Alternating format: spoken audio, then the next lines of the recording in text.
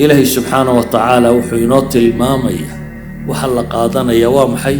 يغفر لكم ذنوبكم كو إلهي دنبقي إنه دافية دنبقي دافية وحيد آذان في الدنيا وين لو أسطره أفضل بعيب وليه لكن عيبت هذا إلهي وأسطره آخرنا إن لو عفيه وارغو قبني كاسا غفران بحي ولا مدعو إلى ذلك